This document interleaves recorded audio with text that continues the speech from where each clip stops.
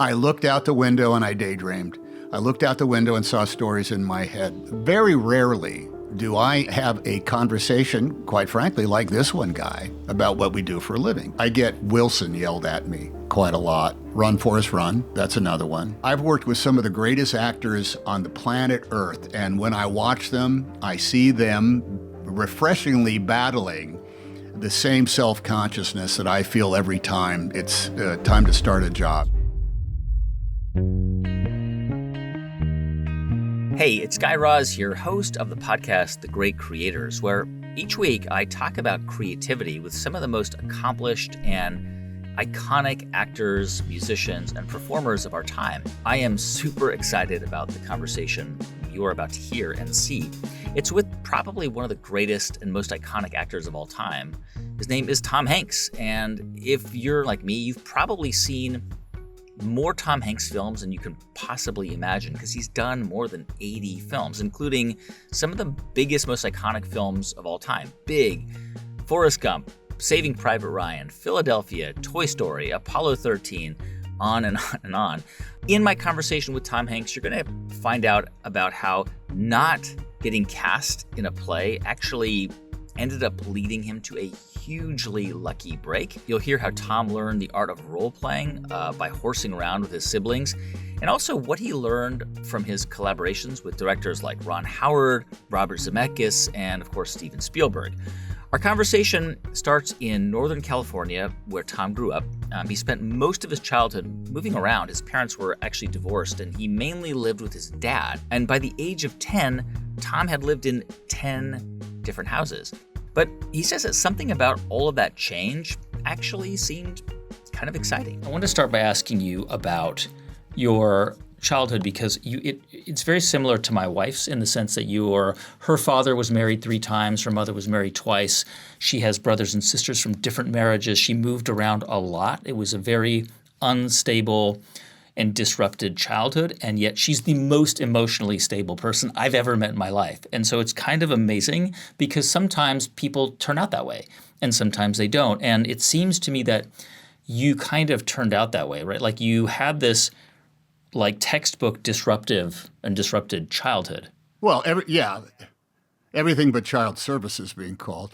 That never happened. We just moved around a lot because my joke is that my parents pioneered the marriage dissolution laws for the state of California. You know, it's like they were right behind Zsa Zsa Gabor on their. They got divorced, I think, in 1961. I was 5. I was third of 4 kids. My younger brother was an infant, so and he ended up staying with my mom, and we all went with my dad, who was in the restaurant business. And that's the reason we moved around so much. The restaurant business is, all but migrant, Yeah. Somebody calls and say, hey, I need a guy. They say, well, I can't because, we'll pay you this much. Next thing you know, you're loading up the car and off you go. And then you're there for a while. And then he hates the owner, and then he quits and makes a phone call. And 48 hours later, we're living in a completely different city. And without an awful lot of explanation that is going on, we just kind of moved. And we all reacted to it, I think, in different ways. My sister, who was 5 years older, she was very outgoing. She had a big personality. My older brother was shy and he is, however, the funniest human being I've ever met. And I was just the guy that was kind of like, hey, where are we going now? Hey, this ain't bad. Yeah. I had the joy gene, I guess, and I was never intimidated by starting a brand new school or living in a brand new. We lived in every combination of housing you could have. Yeah. Big rental homes with a lot of people in it, small apartments and vast apartment complexes with only the 3 of us. We were latchkey kids. We had step parents that were sometimes always home and not. And we were also thrown on a Greyhound bus 4 times a year to go up and spend time with my mom and in her small town America. I mean, literally like almost the human comedy kind of hot. She was in Redding, right? Well, she started in Redding, then moved to a town called Red Bluff, California, which is the county seat for Tehama County. But it was, I mean, honestly, it was, you could have dropped Red Bluff in Kansas. Yeah. or Missouri. It was not like being in California at all, except the license plates on the cars. The Sacramento River ran through it, and we'd get on bikes and ride down to the river and pawn our money and go to the A&W root beer stand. And it was fun, save for the various confusions of the marital statuses of all my parents. We had a lot of step siblings who were all kind of great. I mean, we were always just this kind of big knot of kids on occasion, but then there were other times there was nobody around except us. So by the time I'm 10, I've lived in 10 different homes in probably 4 different variations of the Brady Bunch meets My Three Sons by way of the Waltons, and I was just one. I was just one of an awful lot of mouths at the table. I knew what time it was by what was on TV, and I liked going to school. So I would say that we were pretty tight, and there was no malevolence. There was no alcoholism. There was no slapping around. There was no sense of danger in any of the homes, but there was an awful lot of confusion because nobody talked about what was going on. And maybe that was the key, that there was no abuse or drug and alcohol abuse, because I mean you could look at that upbringing in a number of different ways. Like, we could be having a different conversation, and you could be talking about your childhood traumas and your resentments, and obviously you are an incredibly normal, nice person who has a very stable family. You've been in a stable marriage for many years. Do you think it's a choice that you made, or that people make, to not carry that baggage? I think anybody that is on the food chain of that type of family, it makes a very individual piece with their status. I just recently, my stepmother passed away, and she was a great love of my father's life. They were the couple destined to be with each other. And I got together with my stepsister. She's 5 years younger than I, and we actually lived in the same house, although on different levels. Sort of, we had different entrances. And we have gone back and compared notes about those years of when my parents first got married to when essentially we got old enough to move on our way. And in the comparing notes, we just said, oh, yeah, that was a really odd house. They did a really rotten job as parents, as inclusive, we're all in this together kind of thing. They didn't do that. There was no sense of we're all in this together. What there was is, oh, where have you been? And come to dinner. That was pretty much it.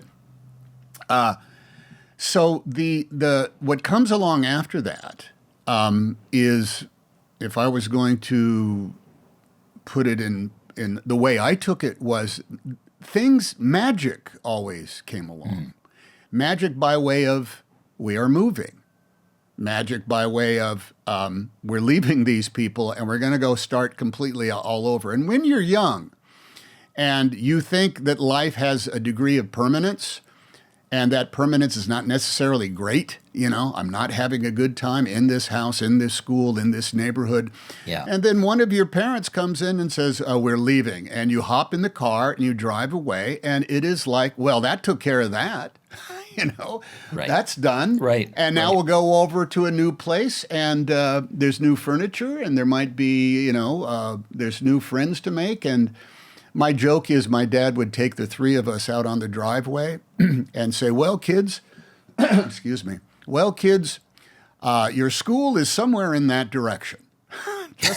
Why don't you just walk that way, and when you see kids your own age, follow them, and they will lead you to the place where you're going to school from now on. And now that's a joke, but it's not that far off.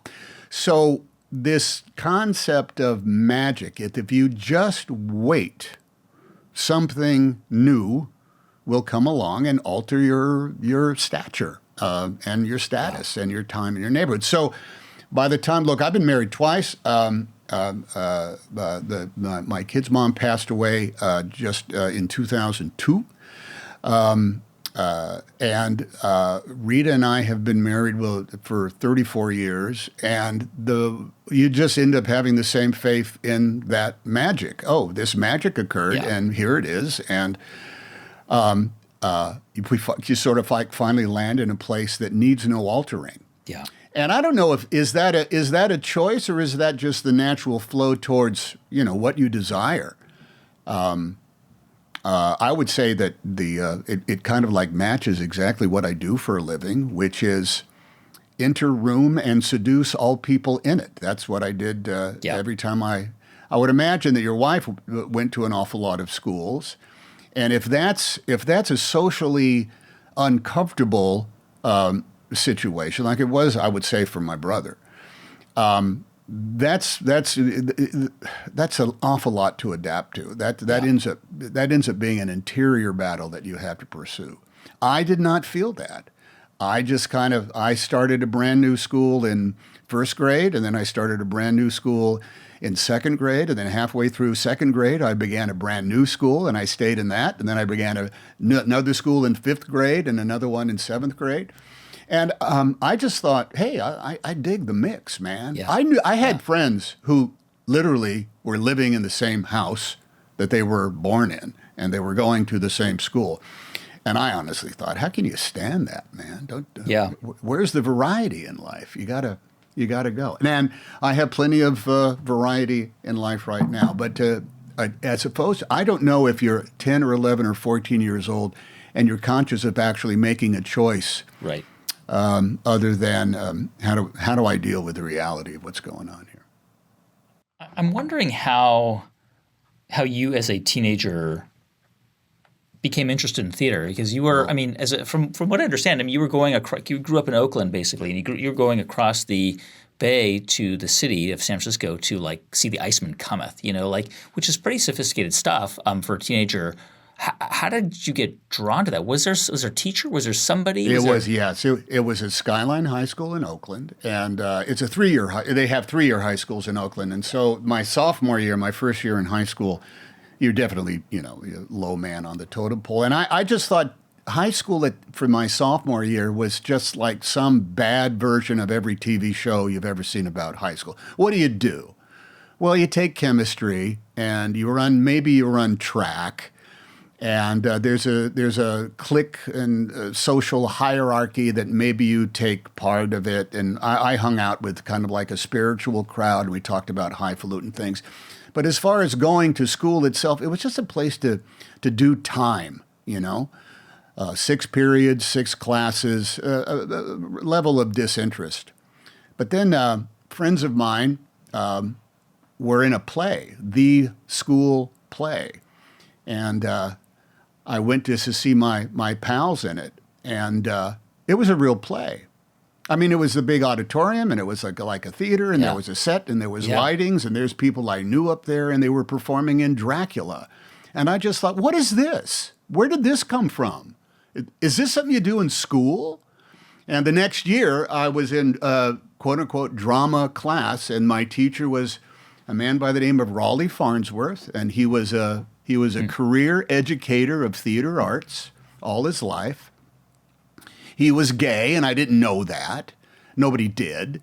He was very well dressed, and his hair was perfect. But he was a guy who found the great pleasure of teaching drama. We had a class. The classroom actually had a stage in it with a curtain and rudimentary lights. And when we would perform our assignments, the lights in the room would go off, and the only lights on would be up on the stage. So it was like a little theater. And it was just like a classroom for algebra or powermatics, except there was a theater on the end of it. Yeah. And I just thought I lucked into a scam that could get you through school. This is a place where you come and you learn lines and you play around. And none of it was homework and none of it was work. And that was the class that made me, I couldn't wait to get to school every day, because we were going to be doing some sort of scene work or some sort of theater game or some sort of exercise, and began right then and there always having something that we were rehearsing and something that we were performing or watching somebody perform as well. And if an educational process is go to this room and keep listening until you find something that fascinates you. And then you will throw yourself into that because, it could be accounting or, it could be geography. Yeah. It could be the thing that you end up making your life's work on. And that was that. I just saw that and I said, this is the greatest way to go to school because this is what I do all the time anyway. This is what I do on the bus at home, goof around and say things in as loud and as attention-getting format as possible. I know that you got into theater in high school, and obviously you decided to pursue it after high school. But I wonder, like we've had guests on the show who are, it's almost like they're Division I athletes. Like like most professional athletes have at least one parent who played Division I sports, and a lot of actors. Like we had Sigourney Weaver on, and her mother was a famous actor in Britain, and she almost had, it's like she has the gene, right? And you didn't have any of that in your family, and I wonder if there was a point in high school, because you decided to pursue this when you left high school, right?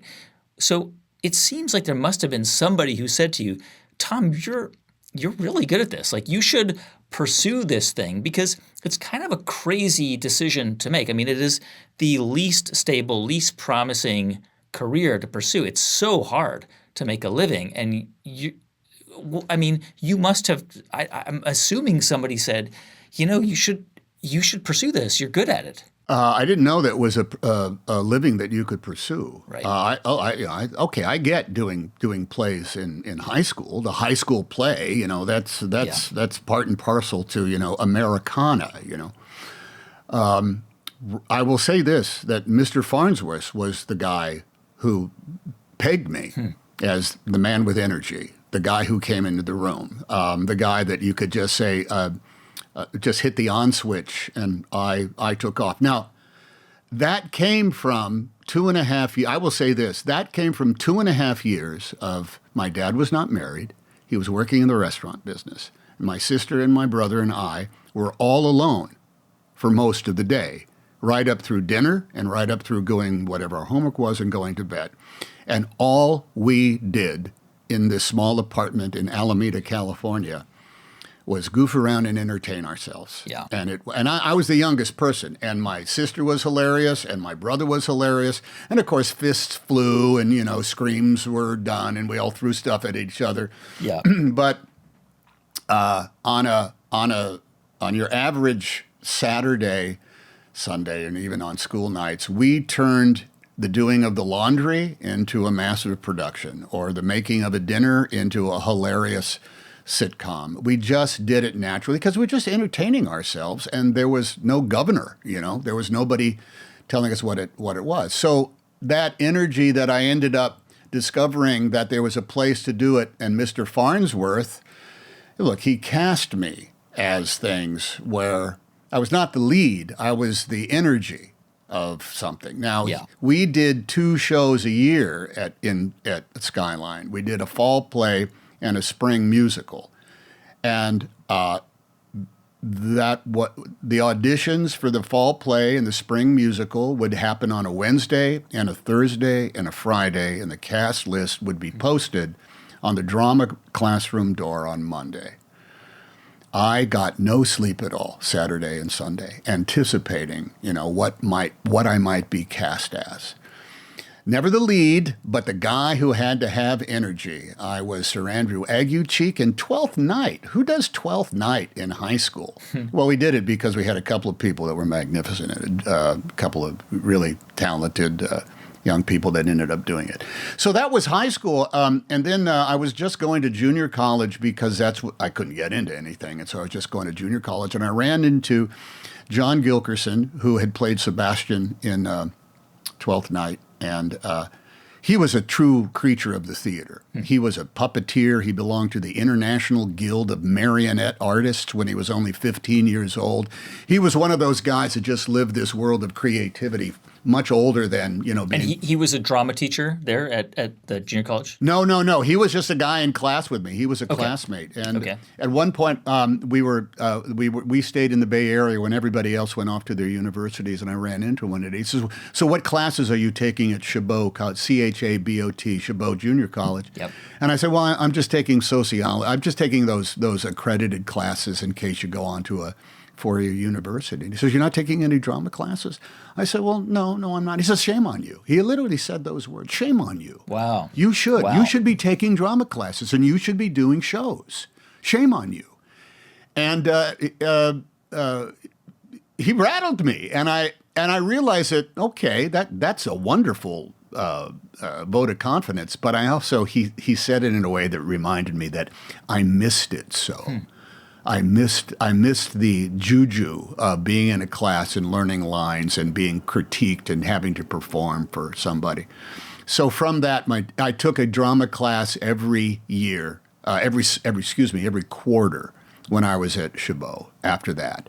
And those drama classes were the great catalyst to getting out and seeing theater in San Francisco. What was it? What was unique about it, Guy Raz? It was professional theater. So I'm seeing, because it's a school assignment, I'm seeing The Iceman Cometh at Berkeley Rep, and I'm seeing Desire Under the Elms and Peer Gynt and The Merry Wives of Windsor at ACT, American Conservatory Theater. I'm going anywhere in order to see professional theater, and that's when this gong went off in my head that says, this is a job. Wow. This is a thing that these people are getting paid to do. Yeah. And I can't say right then and there I just thought, man, that would be a great job to have. I had no idea how to do it. I was in college, so then I decided maybe the thing to do is make theater arts my major in school. Yeah. And that I ended up doing that. And I never finished college because I went off to another school. And while I was there, I did not. This is the most. The truth is, you can say, what was the secret to your career? What was the first job you got? And I said, that's not nearly as important as the job I didn't get. I was not cast in a show at my state college in Sacramento. And so all my friends were, and so I had nothing to do except go audition for this other play that was being done somewhere in town. And I ended up getting cast in that, which was directed by Vincent Dowling of the Great Lakes Shakespeare Festival in Cleveland, who was hiring young people to go off and be interns in his company because he needed... In Cleveland, because he needed bodies to move these sets around and also to carry spears and have one-lines in Hamlet and things like that. So the role you wanted, do you remember the play that you didn't get? Oh, yeah. I was not cast in Joe Orton's What the Butler Saw. All my friends were, yeah. So you try out for a play that was also in that. I think you were in Sacramento at the time. Yeah, I was in Sacramento. It was at a place that is now called, I think it's called Sacramento Actors Theater. It was called something else back then, and it was the Cherry Orchard, Chekhov's The Cherry Orchard. Okay, so you were cast in this Chekhov play. Had you not been cast in that play, your life would. It's like the sliding doors, right? It's like you go left or you go right, and you don't get this role, you get this other role. Yeah. It turns out the guy directing it is actually based in Cleveland, and he runs this Shakespeare festival out there. Mm-hmm. And he's there because somebody in his company had come from the same festival. So he's there as a guest director. Wow. And if I had been cast in the play at college, I would not have met the man. I would not have played Yasha, and he would not have said he said to me, he says, I want you. I think you could. I think you could be an actor. I think you could, if you want to be. If you want to be, you could be an actor. And then he offered me a job in which he didn't pay anything. But from everything that I've read, I mean, that's really where you learned how to act. You ended up going and moving to Cleveland for like 2 years. I ended up doing 3 seasons there. Then the first season, they needed somebody to round out the large cast of Taming of the Shrew. And so I was cast out of the intern company as Grumio, along with Jan Akers, who was also from Sacramento. There was 5 of us that made the trip. And from that, both of us had to go on tour on an arts grant for the Ohio Arts Council. And it just so happens that in order to do that, every member of the company had to be an Actors Equity. And so these two people who were just interns were said, okay, you're going to be paid minimum. You will pay the dues. And you are now, thanks to this card that is in your wallet, you are now a professional actor. And I was invited back for the next season and made it another. And it was during that second season as I met everybody who said, okay, all right, kid. So you're going to keep doing this? Then you have to make a decision. And that is, where are you going to go after this season? You're in Cleveland right now. Where are you going to go? Well, my son Colin had been born. There was a lot of there was all sorts of other otherworldly pressures, but my good friends George McGuire and Michael John McGann, who are still good friends of mine, they said, look, if you're an actor, there's only one place for an actor to be. You have to go to New York. Yeah. I'd never been to New York. I'd seen New York in the movies. The closest I'd been to New York was Shaker Heights, Ohio, which is on the the east side of Cleveland. That's the closest I'd ever been to New York.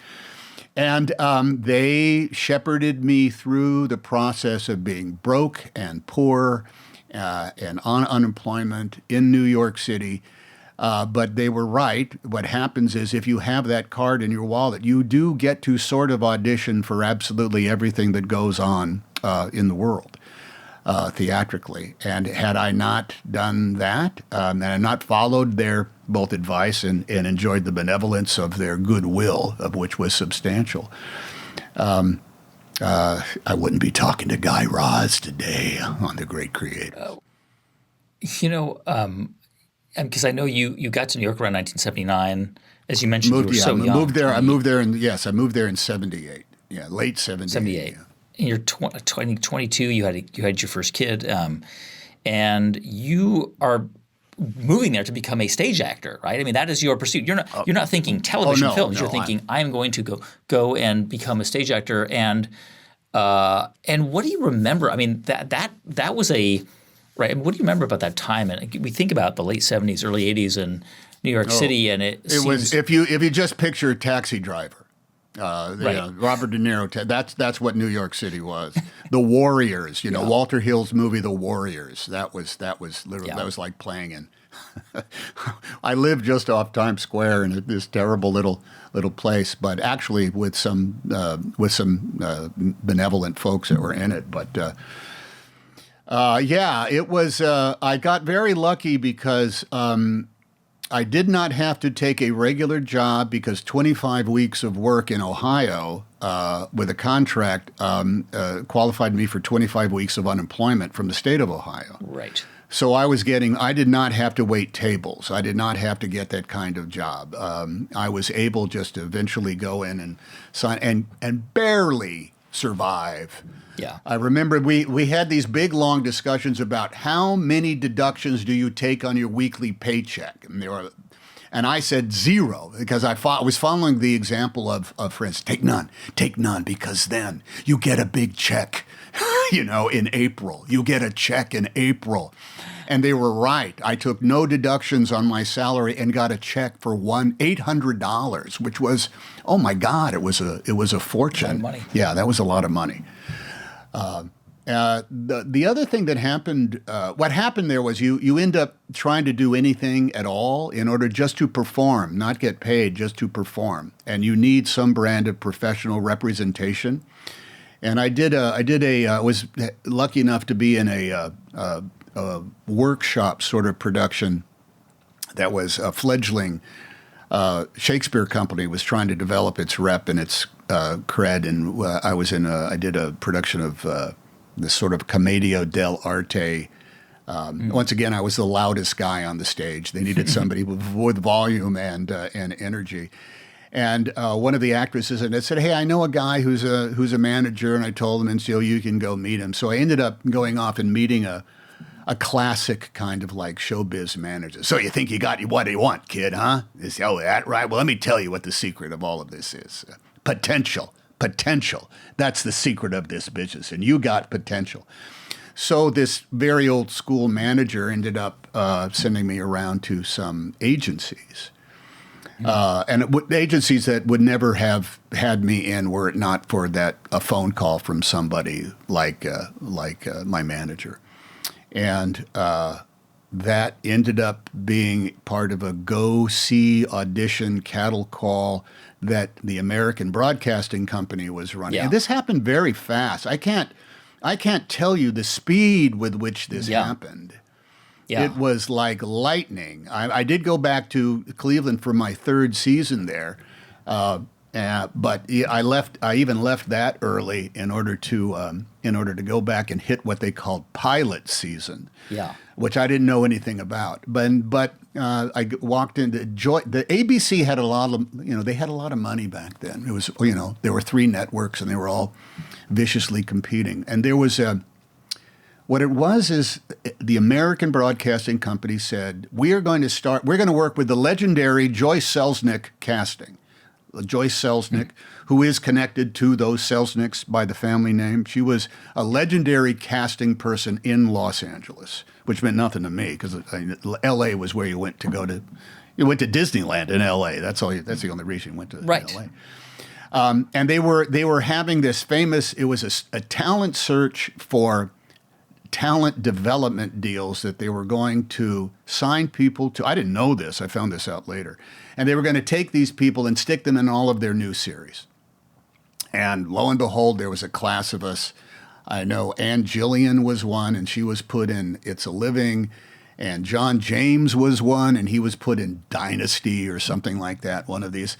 And I kept getting through these 4-minute audition things by being the loudest guy in the room, And did you know what it was for? I had no idea.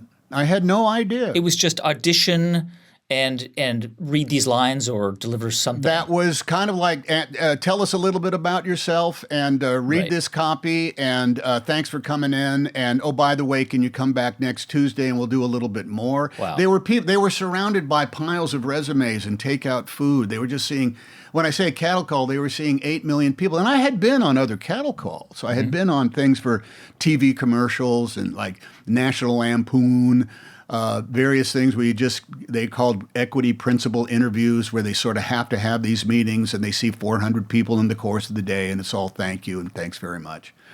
But for some reason, lo and behold, I don't know why they kept inviting me back until they said, we're going to send you to Los Angeles as sort of like a quasi audition kind of practice to see how I would do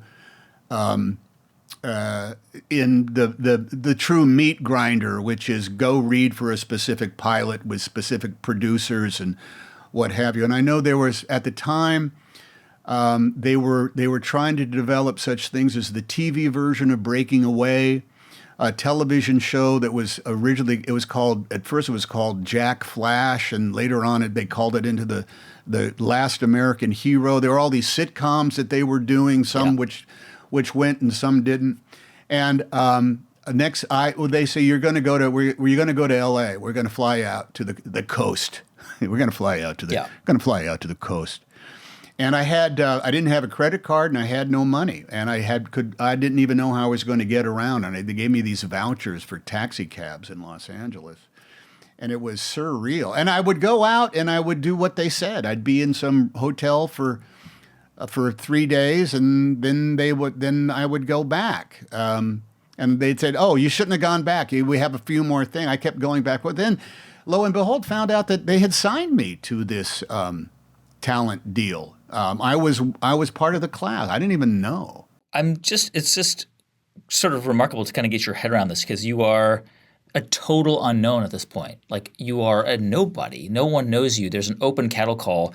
And you are auditioning for the show that would become, of course, Bosom Buddies.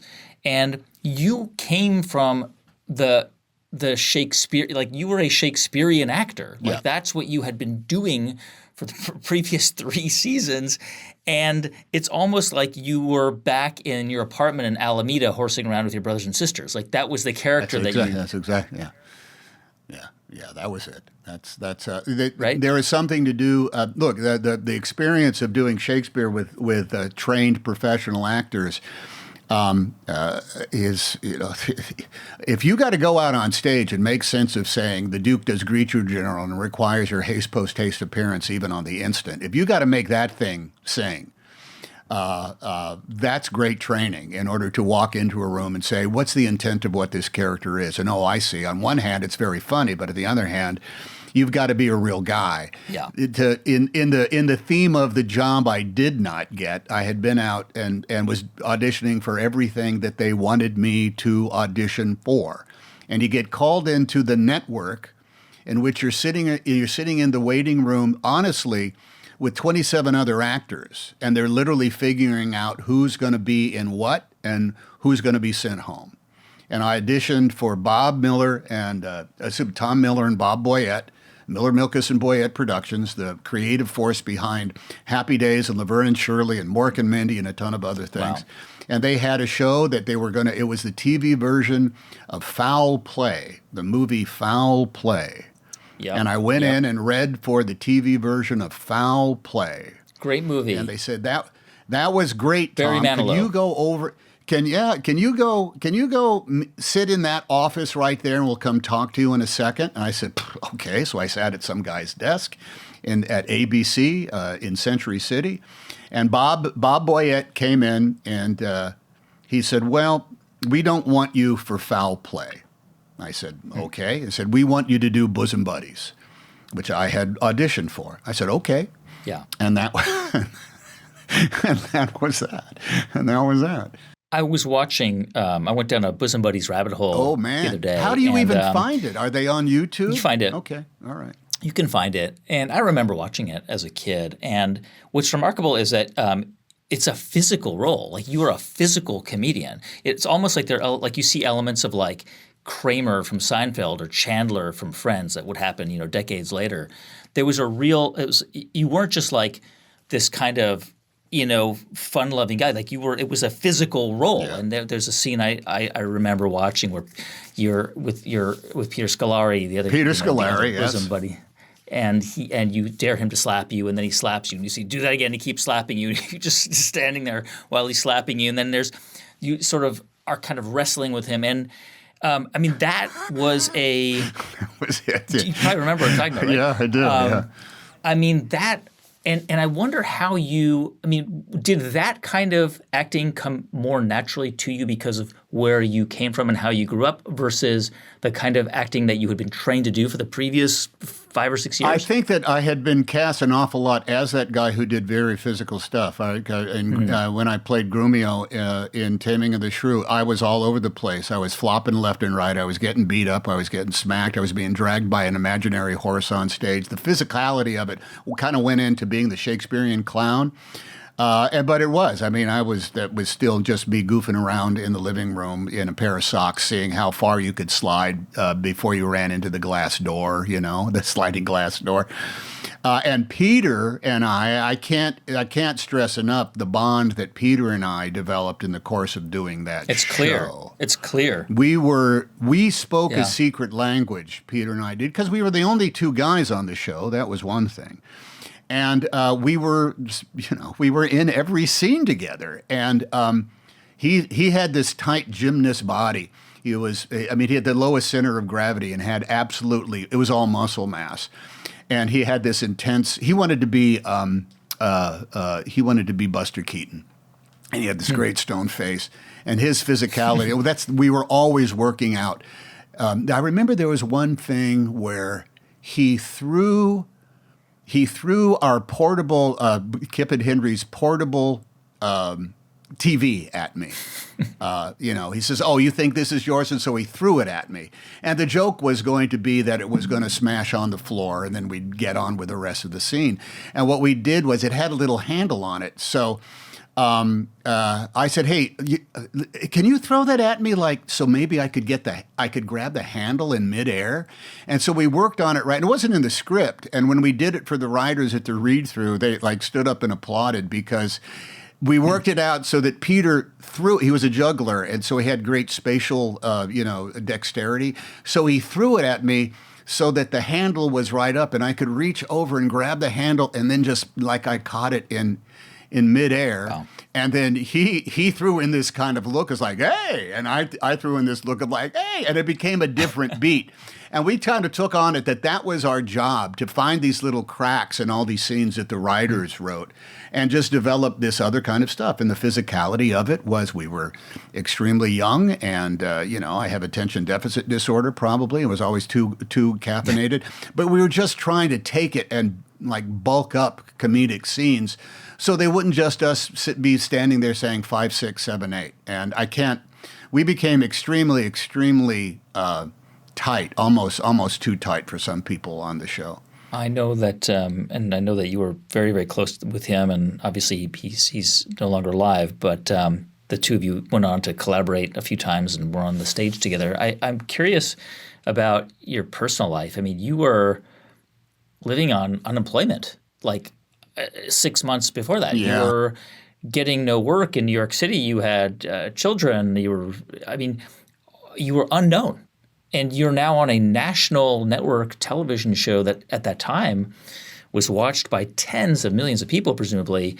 I mean, did your life it was just always blow up? Well, it was always in third place. We bemoaned the fact that Tom Selleck was on CBS in Magnum PI, and we were on ABC on Bosom Buddies. So we were kind of toast. But it's funny you should say that because yes, we were number 3 for the night, but number 3 for the night still had 13 million people watching it. 13 million people. Yeah. I mean, today that would be the biggest. Oh, it'd be huge. Runaway hit. It'd be huge. Yeah. How did that? I mean, that must have just kind of rocked your world. I mean, you were all of a sudden famous. Like, not really. Did you? I would say no. No, you wouldn't. No, I was a celebrity in a way that the only way it could sort of translate like it was like so is that I'd be at baggage claim. Yeah. And somebody would say, "Hey, are you that guy from Bosom Buddies?" Yeah. So the show was only on the air for 2 years. But you were making money for the first time in your life. Yes, yeah. I was making money, just barely staying above water because the cost of living in Los Angeles and having a car, and they didn't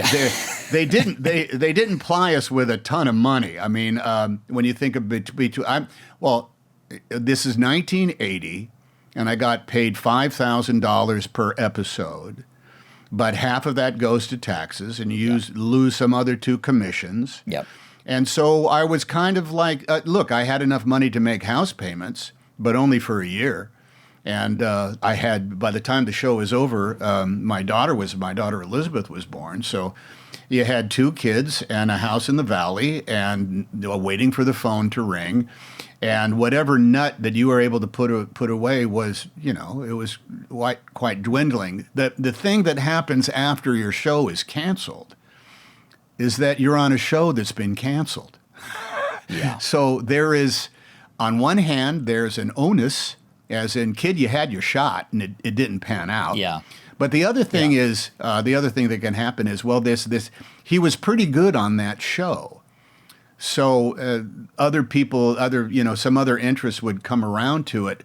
But it's not like, oh, gosh, can we get that guy? It was just like he might work out. So there were a couple of years there where to be an unemployed actor, middle-class unemployed actor with a dwindling bank account and car payments and 2 kids and be waiting for the phone to ring, that's not the greatest way to go to bed every night at 11 o'clock. But it also didn't, I have to say again, it did not last for a very long time. I got to say, lightning quick, I ended up meeting the guys who wrote Splash, who said, hey, that guy that was in that guest episode of Happy Days, he might be good. And Ron Howard is just starting out. And as a director. And you met Ron Howard for the first time as a guest actor on Happy Days? He was already gone. I met he was gone. I met the writers from I met Lowell Lowell Gans and Babalu Mandel. They had written they were getting into writing features. And I was just coming in, I thought, to read for the Funny Brother because those were the roles that I was reading for. Funny Brothers, kooky sidekick, the guy with energy, the loudest guy in the room. And by the way, they asked you to read for this based on that one guest appearance you did on Happy Days? Yeah. You were like the Fonz's cousin or something. Oh, I was a can't guy remember. that was mad because he kicked me off a swing when I was young, and I came back for And simply because of that one guest appearance, they thought, hey, this guy's interesting. Well, I think they were aware of Bosom Buddies, but that was just another TV show. But yeah. And the thing is, the movie Splash was a low-budget movie for Disney and old Disney. Roy Disney was still running it. And Ron and Brian, I got to give Brian Grazer, the Brian Grazer, they're now run Imagine Entertainment. They're colleagues, they're collaborators. Yeah, and they were young Turks that were trying to make their way. And on one hand, it's the deal in order to get the movie done in the first place. And then how do you get the movie done? And going into it, the studio essentially didn't care. After everybody turned it down, after every A-list movie star from Chevy Chase to Dudley Moore to Warren Beatty. Everybody just said they weren't interested. Nobody wanted to be in Splash. No one wants to be in Splash, directed by Opie Cunningham for Walt Disney. No one wants to do that. But and was Daryl Hannah? Was she a big star at that point? That was the deal. The studio wanted Daryl Hannah because she had been in Blade Runner. Right. She was Daryl Hannah. Yeah. And they didn't care about anybody. They didn't care about anybody else. So they didn't care who's going to – it was like Alan Bauer, I think, was your character. They didn't care who was going to play that. No. They were willing to let Ron and Brian decide that. So wow. In fact, I went in and read – I just met them, and I thought, these are the first guys who are my peers. Usually I go in these meetings, and there's people that are 20 years older than me, and they have the posters of their old movies up on the walls, Right. These guys had pictures of Old Yeller, and, old Dumbo movies, that they weren't even their movies. And Ron said, okay, I want you to come in. I want you to read, but I don't want you to read for the brother. I want you to read for Alan. And I said, oh, okay, all right. And Ron said, that's the lead. I said, okay. Meaning is like, take this seriously. Come in. I'm giving you he didn't say so much, but he was saying, I'm giving you the opportunity to win the job. So come in and read for it. Wow. And I did, and I worked hard, and I prepared, and he taped it back in the rudimentary home video taping system, on a thing, and he ran me through some exercises, and I had to, change pace, and I had to do it. But then that was that, and he called me up a couple of days later, and he said, "Hey, hi, yeah, it's Ron. Hey, listen, you got the job, but I need a favor." He was like, okay, you go back to that first thing you said, you got the job. Okay, you got the job. It's going to be great. You're perfect, but I need a favor. And I said something to the point. Yes, Mr. Howard, what can I do for you? And he said, the studio is fighting me on Daryl Hannah. He really wanted Daryl Hannah. Yep. And the studio said, well, fine, but how good is she and what does she look like? So Ron said, I need you to come in and do an on-camera test. That is not going to be your test. It's going to be for Daryl because she's great. Hannah's test. Right. Yeah. And we've since compared notes about that. Daryl and I had some sort of odd reunion with somebody not too long ago. During the COVID break, we talked about this. And her side of it, of course, was, fascinating.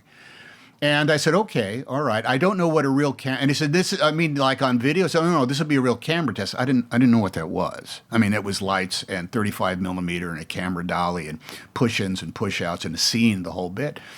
And when he said, okay, yeah, sure, I'll come in and do it. But when on the day of the test, I said, hey, Ron, is there any chance at all that I blow my job in this camera test? Is it possible? I said, no, we're not. We're just going to see the back of your head. We won't even get a sense of who you are in it. I just want to see you guys on camera at the same time. And, the rest is some brand of cinematic history. We ended up making the movie, and nobody cared about it very much, but the movie was very good. And it certainly established Ron and Brian. And it was sort of like I think it was actually the first touchstone movie. Disney was trying to develop another division of its movie, so it wouldn't always be Walt Disney Presents Gus the Mule Kicking Horse. So it was Touchstone Films. I recently had the chance to spend a bit of time with Ron Howard, and he's just an incredibly lovely human being. I mean, just remarkably kind person. I shouldn't say remarkably. He just really is, especially given that he really kind of grew up in.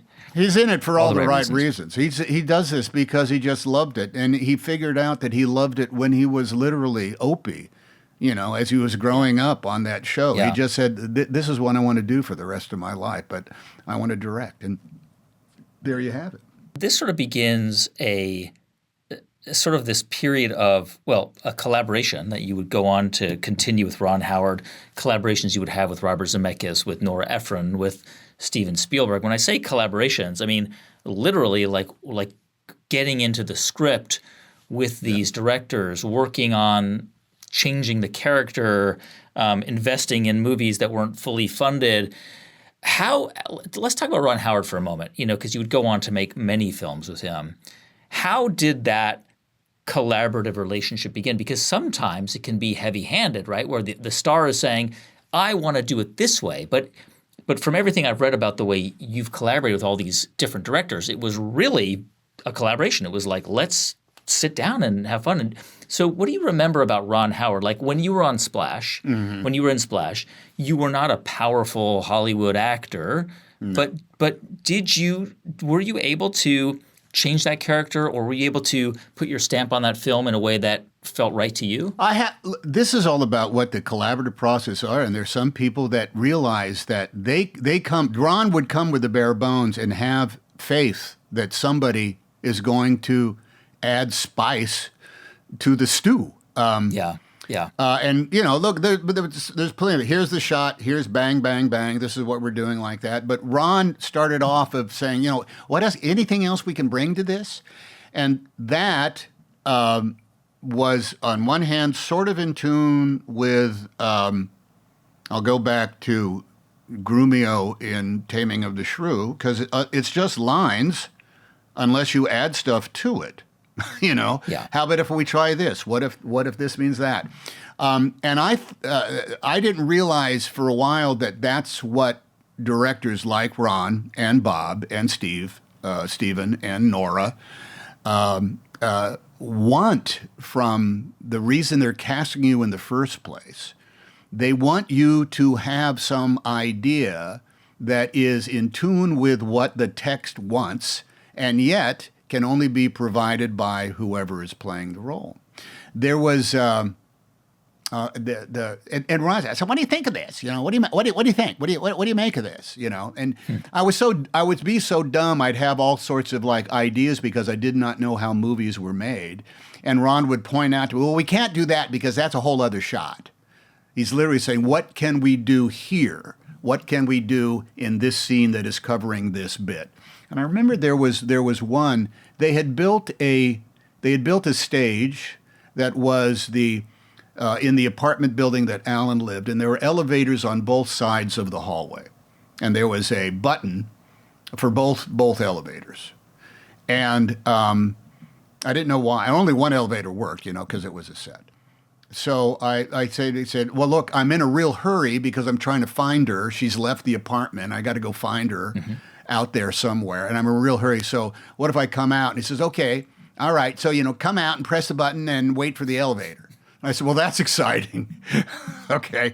So, because there were two buttons, I ran out and I said, hey, how about this? And I ran out and I pushed one button and I ran on the other side of the hallway and I pressed the other button and I just stood in the middle like I was waiting. Which elevator is going to come? And then as soon as the elevator started opening, I ran into that elevator.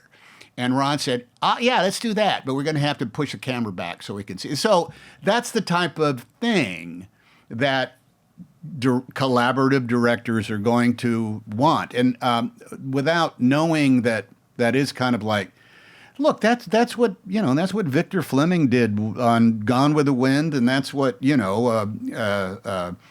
who directed Casablanca? That's what everybody says. The good directors come in and said, "What do you make of this here? What can we do here?" And they don't always do it, Yeah. But there are plenty of times when they say, "Yeah, let's try that." Yeah. The danger here is that for an actor, you have to accept no. Yeah. Hey, how about if we try this? That ain't it. Let's try something else. And that is the collaborative process that if you're not, look, I'll tell you right now, Guy Raz, the reason why all these people like working with me, I think, is because I show up on time. Yeah. I'm not late. Yeah. I get there. And you're ready. I You're get there prepared. ready. Dan Sullivan at the Great Lakes Shakespeare Festival yelled at us one day when we were rehearsing Taming of the Shrew because Hamlet had opened the night before and the principal cast was all kind of hung over and we were late and we were tired and it was hot. And he got mad at us because, hey, man, you people don't have any energy. Don't you understand? You got to show up. You got to be here on time. You got to know the text and you got to have an idea because I can't do this all myself. And I just thought the value of having an idea, if it works, it works. If it doesn't, it doesn't. But that means you're coming in with some brand of forward momentum. Yeah.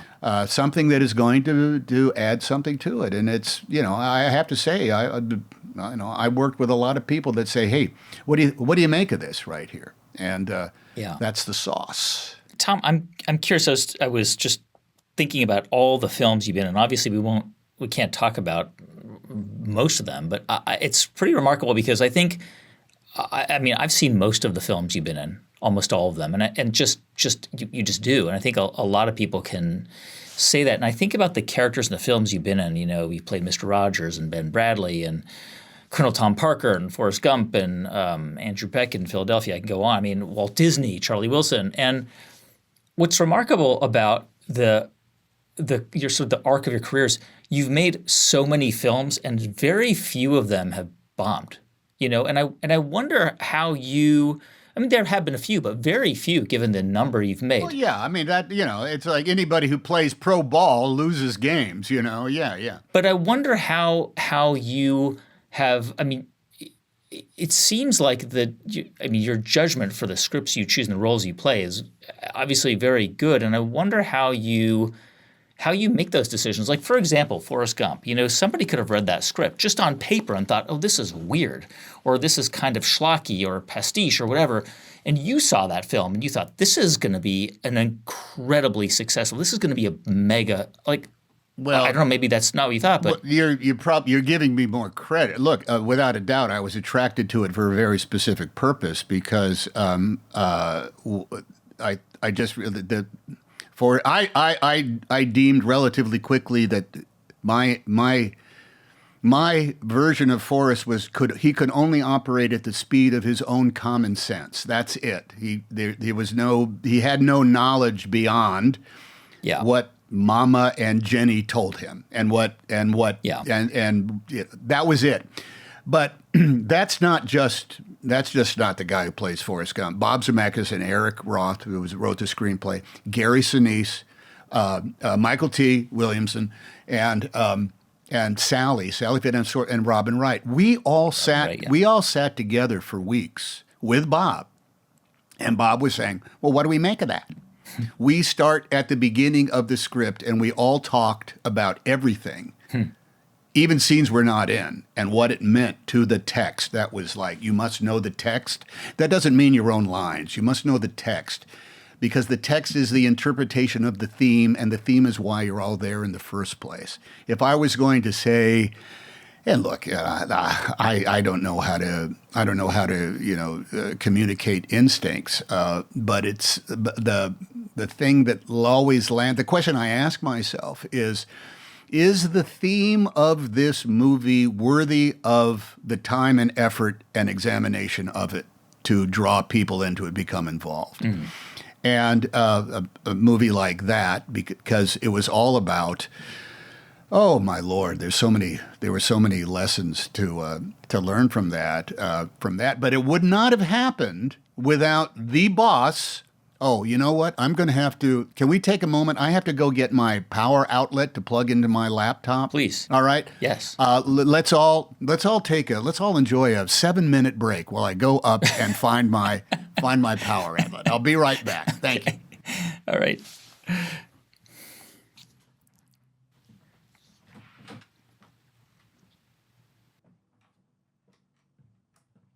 Boom. Success. We're gonna be okay. So we were talking about that that film and that sort of preparing for that role, and I wonder if I can ask you just to. I'm curious if you could break down how you become a character, and obviously there are too many, whether it's Ben Bradley or Captain Phillips or whatever. But let's talk about a recent character of yours, Tom Parker, because he was different than a lot of characters you played in the sense that he was not a nice guy, right? I mean, he was not an easy person to like. There's certainly elements about him that we are sympathetic towards, and he's complex. But I couldn't help but walking away from that film feeling like he really screwed over Elvis, that he really kind of ruined his life. I mean, forcing him to perform in Las Vegas for 7 years in a row. But aside from that, before we talk about the complexity of who he was, there's a lot to unpack there. Yeah, help me understand how you become that character. So Baz Luhrmann says, "I want you as Tom Parker." This is a guy who is like Dutch, but he kind of hid that. He pretended like he was sort of a Southern honorary colonel. All of these weird things. He hid his past.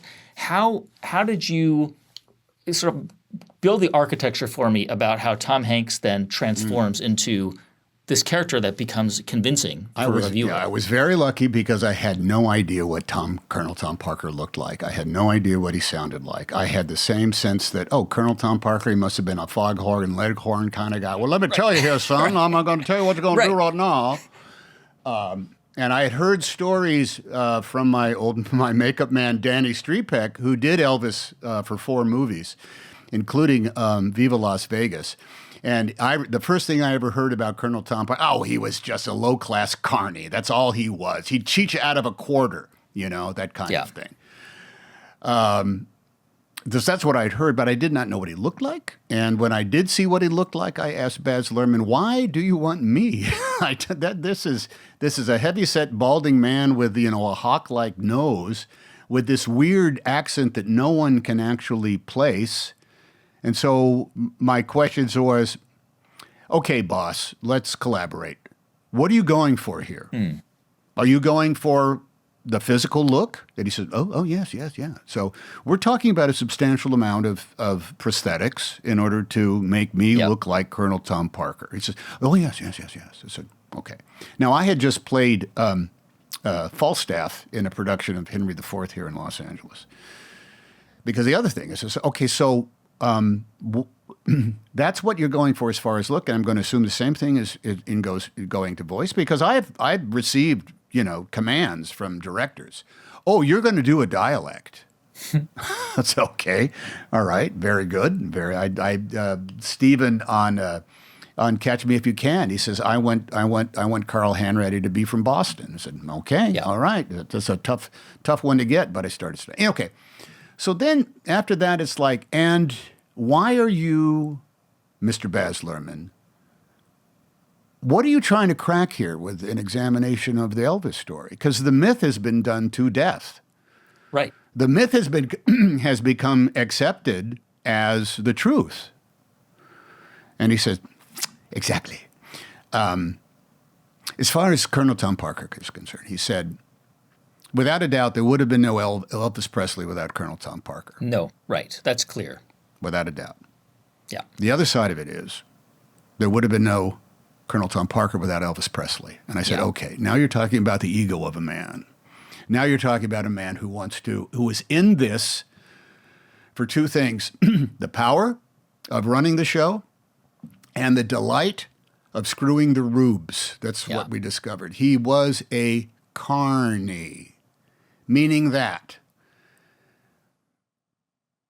the carnival comes to the small town out on the outskirts. You put up the lights, you put up the Ferris wheels, you put up the tents. Those people are going to come. They cannot help themselves. And your job is to give them the greatest night of their lives, one thrill after another, one amazing moment after another, one delight after another, and also take them for every dime you can. And that twin delight is what comes at. Colonel Tom Parker's favorite movie was Nightmare Alley. He loved the old. Who was it? Who was it that starred in Nightmare Alley? Tyrone Power's Nightmare Alley. That was just most recently remade by Guillermo del Toro. He loved it because that was how they took the rubes. They're saying for 25 cents they provided you with a nickel's worth of entertainment. All right, so you start studying that around, and there's a ton of stuff about the background. Yeah, he was from Holland. He got into the carny business as a very young man over there. His desire was to run Barnum & Bailey's Big Top Circus. That's what his dream. He jumped ship once and stayed and then went back. And then when he came back again, probably for scurrilous reasons, not just dodging his past, but perhaps the law. No one knows for sure. And then adopting a whole, he called himself Tom Parker. And then one day he was awarded an honorary colonel, made an honorary Kentucky colonel by, the mayor of, Knoxville, Tennessee or something like that, or someplace in Kentucky. And so then he adopted Colonel Tom Parker. That's how and he still had that crazy, the odd voice, but Colonel Tom Parker. Now, here's where it ends up going south. Rita knows Priscilla Presley from Women's Cancers Organizations, and they happen to run into each other in a restaurant here in L.A. And Rita, hey, Priscilla. Oh, Tom, we're so excited that, Tom's going to be doing the Baz movie about my husband, Yeah. Well, yeah. Would you like to come up? Come up and we'll have dinner and we'll talk about it. Wow. And so not only did Priscilla come up, but Jerry Schilling, who was a member of the original Memphis Mafia, who knew Elvis from high school touch football games, back in Memphis. They came up. And I said, we were just beginning the process. And I said, oh, well, please, give me a great horror story about Colonel Tom Parker. Yeah. And they looked at me and they said, we don't have any horror stories about Colonel Tom Parker. Huh. And I said, yeah. Look, you don't have to be nice, don't worry about it. I said, no, Colonel Tom Parker was a lovely man. Huh. Who was a delight to be around, who showed nothing but the greatest respect for my husband. Huh. And my husband would not have become what he did without Colonel Tom Parker. Jerry Schilling said, I wish he was still alive today so I could talk to him on the phone once a week.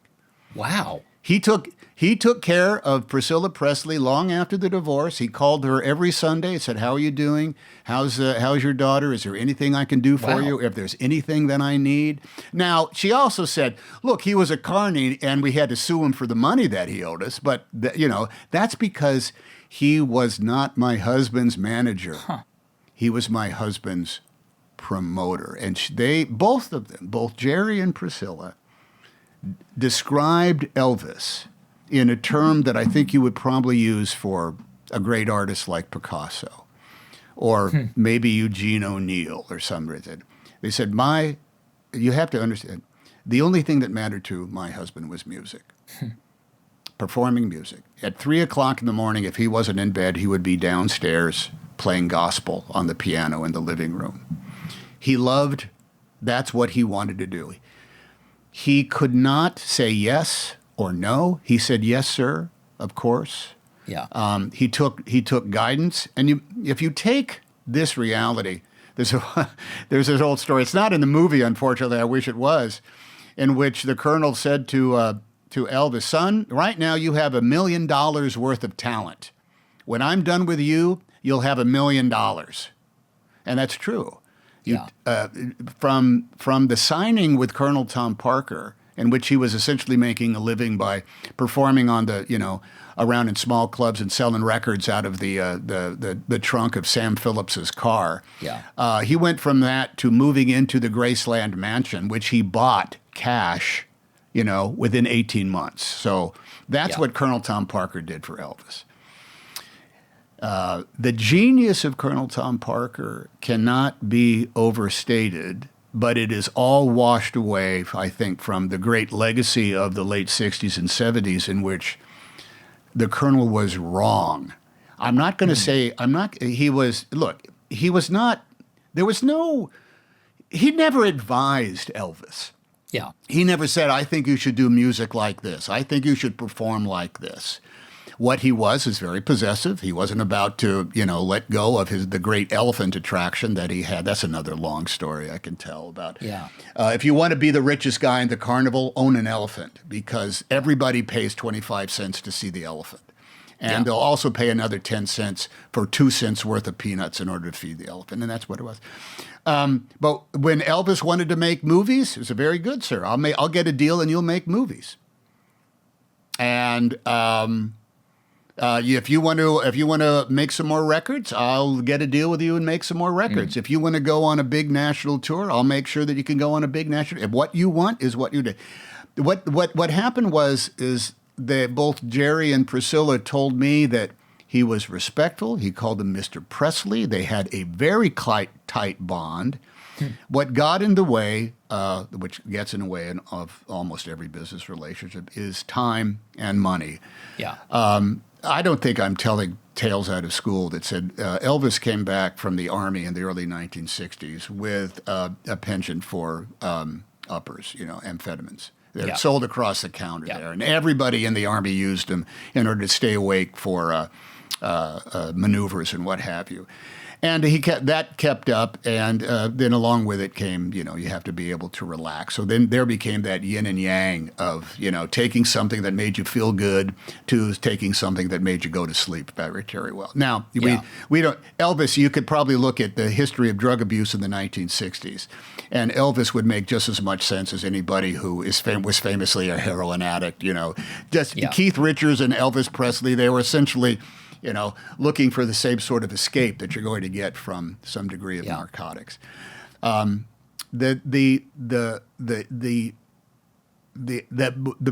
evil of Colonel Tom Parker, I think you're going to say that he signed that deal in Las Vegas. On one hand, was a brilliant deal because none of those shows cost Elvis Presley a dime. Yeah. The casinos paid for absolutely everything, but what was wrong about it, the Colonel got all of his gambling debts erased, and he got Elvis $5 million a year when he could have asked for $35 million a year. But there was no such things as $35 million a year. So at the end of the day, you have to say, what did Colonel Tom Parker do for Elvis? He made all of his dreams come true. At the same time, he turned him, I think, into the elephant chained up inside a tent that people paid 25 cents to see. I'm sort of like just kind of gobsmacked. That's the story. I didn't really talk about the character. I mean, that's the logic of what has to come out in the character. So when I'm talking about, I have to understand the logic of why these people do what they did. Colonel Tom Parker ran Elvis's career in a very specific kind of way. Why? It's because he knew he had Picasso. And in order to make Picasso more valuable, you have to make him less accessible. And so he took him off of TV. If you wanted to see Elvis Presley, there was only one way to do it.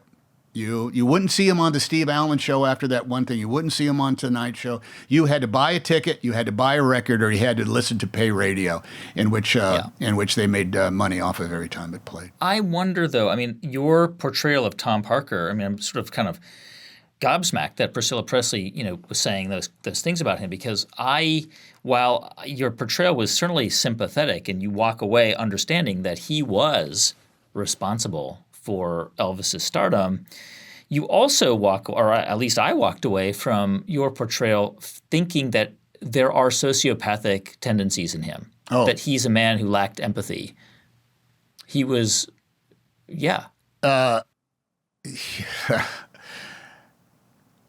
I think that's where you get into the aspect of who's got the power here?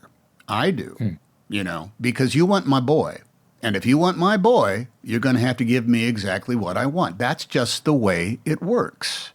Yeah. I think the tragedy that hurt both of them was the Colonel's lack of imagination. Because 1968, Colonel Tom Parker's philosophy was you never bring politics to the carnival. We don't go there. We don't talk about that stuff. And what he did not understand was the great power that Elvis had. Because if Elvis had come out and just spoke lovingly about the state of Vietnam and everything that was going on.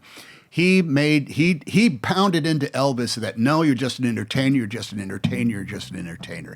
We must entertain. If you want to go into politics, run for office, and I'm not your manager anymore. And that was a mistake. He did not understand the great cultural place that Elvis had, because Elvis wanted, Elvis was hip when it came down to all this stuff. Elvis's influences were, rhythm and blues, black artists, and he gave jobs to all sorts of people of color in places where they would not have been able to have the opportunity were it not Elvis Presley say, no, I want them in the band. I want them as my background singers. I want them in the show. And that's where you get into the I think the easy way of saying that, well, the Colonel gave Elvis Presley a career, but he sort of ruined his life. Yeah. But even from Priscilla, it's like Elvis did not have a business bone in his body, but he could have said no. He could have said no. Do you know what she thought of the film and your portrayal of Tom Parker? I will tell you this, that there isn't anybody that portrays Elvis without going through some part of their the rights, the family, the estate. Yeah. And they've been burned many times. Because the myth of Elvis is the thing that carries the day. I don't want to put words in their mouth, but they were very pleased, and I think rightly so, because I think the great power of Baz's movie is it gets fascinating after the 1968 comeback special, because that's where the almost like Greek tragedy starts kicking in, and the fact that it ended. The myth is Elvis got fat, he did a lot of drugs, he gave lousy shows, and he shot a TV. That's pretty much it. He went nuts in a Las Vegas hotel room. Yeah. And he did do really bad shows, and he did get addled, and he was that shoot a TV. Did shoot a TV, and he was affected by drugs, but we have that. It's in the movie, that last concert. That voice never left, and that power never left, even though he was bloated and he was tired, and they would have. And I think they were just happy. I don't want to speak for them. I think they were just happy that her husband and Lisa Marie's father was portrayed as an artist that struggled. Yeah. And so, as opposed to an example of sloth or greed or avarice. Right. I'm curious about all the roles. And by the way, we're over time here, so we were supposed to stop. We're just talking about movies, Guy. I do that all day long. Yeah, I'm fine. I really appreciate it. I wonder, with all the roles you played, right? Ben Bradley and Mr. Rogers and Jim Lovett at Apollo 13, and I think it's John Miller in Saving Private Ryan. Oh yeah, he's not a real guy. He was. But all the characters you played, Walt Disney and Charlie Wilson. Who do you? This might be two different questions. But let me ask it in one question.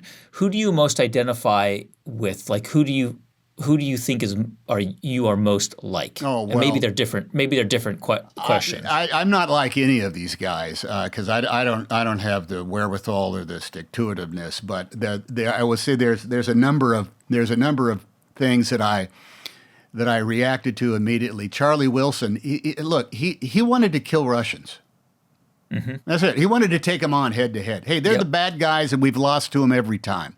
Let's go get them. Yep. I get that. Hey, let's take a shot. Let's see what we can do. I know this game. It's all a game, man. I know how to play the game. Let's play the game. Let's take out some of them Ruskies at the same time. I get that. I will say that the pressure of Chesley Sullenberger, Sully, his sense of responsibility as a professional pilot and what he went through on both the miracle on the Hudson and then also the aftermath, the hearing after for the National Transportation Safety Board. When he walked me through that, I thought this is bone cracking pressure that this guy had underneath him. Yeah. But not just in the moment, just as like flying a plane load of 500 strangers from LaGuardia to Charlotte is a miracle if you accomplish it without anybody, being hurt every single day. And there is, I've gotten something or learned something powerful, and that's part of the reason why the throwing into the early process of learning about who these people are or forming the logic of who they are, because not everybody is a real person. You can get into a difficulty. That's when you get into the collaborative process where I start saying, let's not make this up, guys. Why is it, there is some stuff that goes into movies. And I say, it's not black and white like that. Like, for example, on Captain Phillips, I talked to Rich Phillips, and he walked me through the entire process. And again, bone-cracking pressure, not just when he was a hostage, kidnapped by those Somali pirates, but also just to keep that ship going. I mean, there's 3 unions, and you're always under pressure from the shipping company, and you've got to make all these very specific things, and it's just one damn thing after another while you're at sea. Then on top of that, you get kidnapped by pirates. And walking through all of that, part of it is just like, I can't imagine going through that. But the other part of it is like, tell me about that again, because I think that's something I can touch on briefly in there. And none of them are like me because at the end of the day, I'm just a guy. I'm a guy in high school saying, this is a class I can take. I'm looking for the distraction that's going to make life interesting and fun. Now maybe it's work at the same time, but it ain't work to me.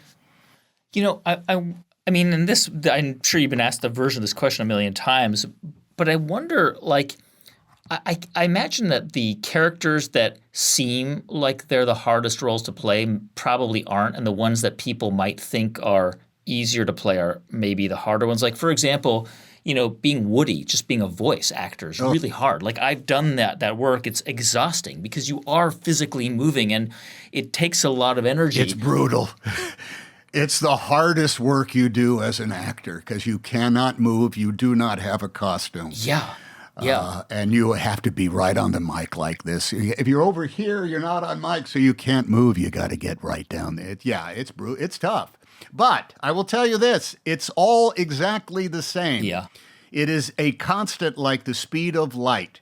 You hit a mark at a very specific place in time, and it works in real time. You cannot, there's no, oddly enough, in a medium that is all artifice, there isn't a fake moment in it once the camera is rolling and you actually have to deliver these kind of goods. And I've seen, look, I've worked with some of the greatest actors on the planet Earth, and when I watch them, I see them refreshingly battling the same self-consciousness that I feel every time it's time to start a job. You feel it every time? You feel it every time, even at 66? Oh, every single time. Now, every time. Yes. It never, ever. What is that? Goes what away. is that? What do you mean by that? How does that actually manifest itself? Is it anxiety? All right. I will tell you this. I ran into. Okay, this is a great story, man, because I couldn't believe it when it was happening. Years ago. I was in a restaurant in New York, and the maitre d' came over. Excuse me, Mr. Hanks. Says, yes. Mr. DiMaggio is having dinner in the hotel tonight. He wondered if you might come by and so that you could meet. And I said, Joe DiMaggio? And he said, yes, he's a regular here. I said, and I leapt up from the table and said, take me to him. Yeah. And I sat down and I chatted with Joe DiMaggio. Yeah. From San Francisco. I'm from Oakland. He knew. Said, oh, you're an Oakland boy. Oh, yes, you're an Oakland boy. And what do you say to Joe DiMaggio? I said, you still have the restaurant. I've eaten in your restaurant. Well, I don't have it anymore, but yes, it is DiMaggio. I said, you lived in the Mission District. Yes. Yeah. I had lived all over, but yeah, my most recent. I said, you suffered, there was a bit of earthquake damage. Oh, yeah, we had the earthquake damage. Yes. And I said, hey, where was Seals Stadium? Because he played for the San Francisco Seals. Yeah. And he told me the address. And he said, you can't imagine how big a deal the Pacific Coast League was back in the day. Because that was the first story in the sports pages was, did the Seals beat the Oakland Oaks, and were they in Hollywood playing the Stars? Because there was not yet enough radio coverage on the West Coast of the Yankees and the Cubs and the Indians and what have you. So then I asked about his brothers. I said, how long did Dom play for Dom DiMaggio? He said, oh, he was a hell of a ball player. And he said he might have been the best in the family. Joe DiMaggio was saying this. Wow. So, wrapping it up, because he was eating alone, by the way. He was just in by himself. Wow. So I said, well, it's a Mr. DiMaggio. I said, oh, please call me Joe. I said, oh, I can't. I said, I've gotten a couple of reviews every now and again, and I have to say that when reviewers say, I make it look easy, I often think of what they said about you, that you made playing center field look like it was natural and easy. And he said this to me, Tom, it always looked easy, except in here. And he held his big hands up over his heart. And he said, oh, it looked easy, but it wasn't in here. And I thought, he has just described what it is for me to stand up and say, okay, I'm this guy, and I'm going to fall in love, or I'm going to do the thing, or I'm going to be in the spacecraft, or any of this. It's never easy, but the process is an instinctive one. And when you can let go of the self-consciousness of the fallacy of it all. I made a movie called Road to Perdition with Paul Newman. Yes. Okay. All right. And it's like, it's just like Paul Newman. It's like playing catch with Joe DiMaggio. Right. And on the very first day, we got together. We got to know Paul was a magnificent man. He was, he was very knowledgeable, very funny, very self-effacing. But there we all are. And the very first day of shooting was a big Irish wake. And so there was probably 60 extras, and they're all dancing and playing the piano and doing all this kind of stuff. And on the very first day, Paul had to get up and give a toast, as his character. He had to raise a glass of whiskey and, say something. And to say that everybody on the stage was waiting for Paul Newman to deliver his first lines on the first day of a movie. And he did it, and rolling, la la la, da da da da. And he said, may you be in heaven a half hour before the devil knows you're dead. He said something like that. And cut. And Paul just froze, and he looked at us all, and he said, you always feel self-conscious that first day, don't you? And everybody laughed. It's like, okay, so if even Paul, has to fight that tendency of this is not a natural thing to do. Yeah. And yet, if you do it well enough, it looks like it's the easiest thing in the world, and it never is. Talking about Joe DiMaggio or any athlete, right? They hit their peak at around 32, maybe if they're lucky, 35, right? That's it. If you're a professional basketball player, 31, 32, and you're in a profession where you can actually get better every time. Like you are 66, you've been doing this since you were 22 professionally, 23. And do you feel that way? Do you feel like with every character you take on, every role you take on, you have the opportunity to get better and that you actually do get better as an actor?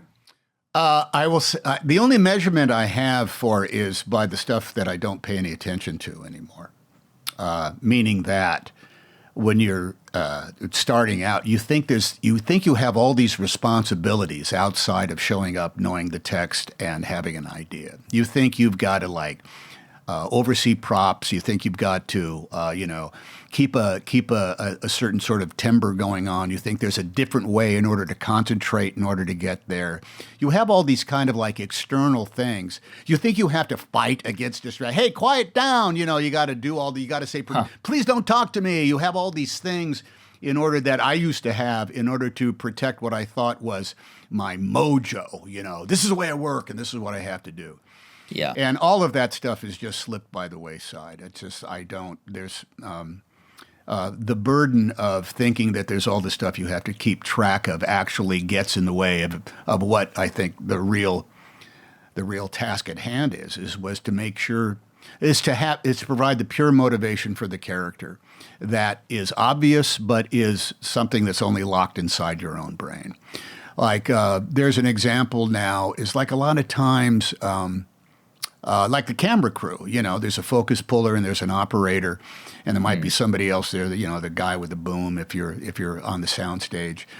And recently everybody started dressing in black, so they could kind of blend in. But there's still that kind of thing. They'll say, "Hey, Tom, am I in your eye line here?" And I said, "Guy, I don't even see you guys anymore. I'm sorry. You're fine. Don't worry about it, because I don't see you anymore." Now they're there. They're in my eyesight, but there is another. I just don't worry about it. Yeah. So that at the age of, thank you, 66, there's just a ton of stuff I don't worry about anymore that doesn't interest. I must say that what has become even more important, however, and this is getting harder, is knowing the text so cleanly that you don't have to think about it. Yeah.